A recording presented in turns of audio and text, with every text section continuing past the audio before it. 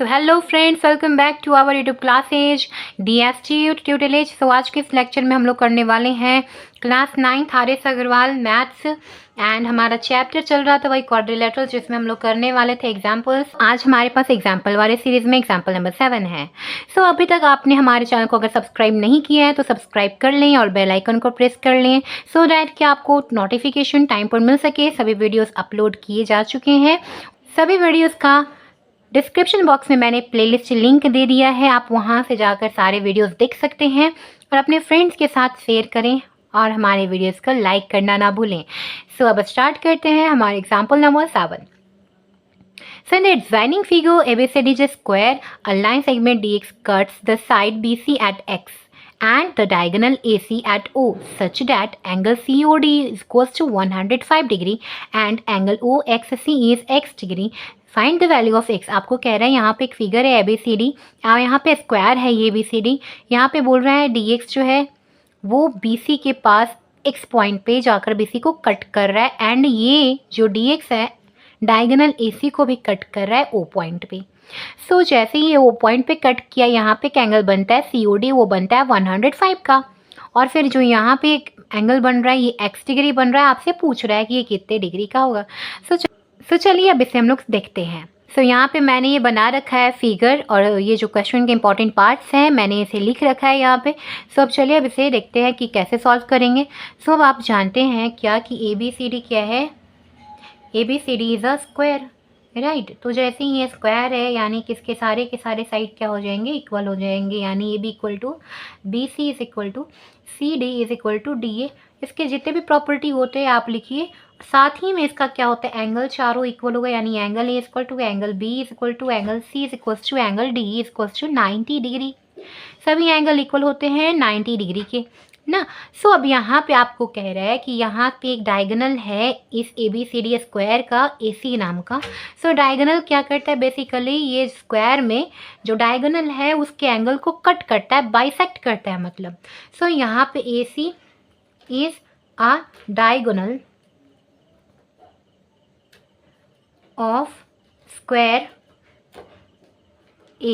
ABCD square का AC diagonal है and हम लोग जानते हैं diagonal of square bisect angle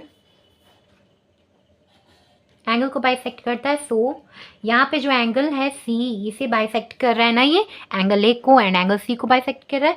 so यहाँ पे एंगल C को जैसे बाइसेक्ट करेगा C के दो पार्ट हो जाएंगे। कौन कौन से पार्ट, एंगल ACD एंड दूसरा एंगल ACB, और दोनों ही इक्वल होंगे, राइट। तो ये जो एंगल C था वो बोलिए कितने डिग्री का था, 90 डिग्री का था, राइट।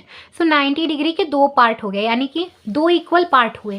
सो 90 को अगर आप दो इक्वल पार्ट में डिवाइड करोगे यानी कि 90/2 कराओगे।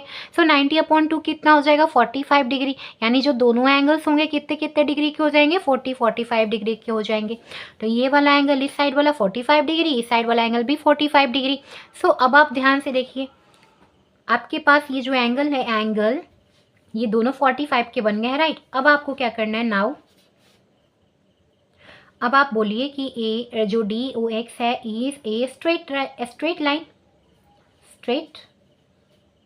लाइन एंड रे OC स्टैंड ऑन इट। इस पे एक रे आता है, OC स्टैंड कर रहा है जिसके कारण दो एंगल बन रहे हैं। कौन कौन सा एंगल, एंगल COD और दूसरा एंगल COX बन रहा है। ये दोनों को आप ऐड कराओगे तो 180 डिग्री के इक्वल होता है। कौन सी प्रॉपर्टी में था, लीनियर पेयर प्रॉपर्टी में, राइट। आप रीजन डालते चलिए, लीनियर पेयर प्रॉपर्टी में था ये। सो अब यहाँ पे आपका ये जो है इसका वैल्यू दे रखा है 105 डिग्री एंड इसका वैल्यू हमें नहीं पता है, जो कि ऐसे ही लिख के छोड़ दो।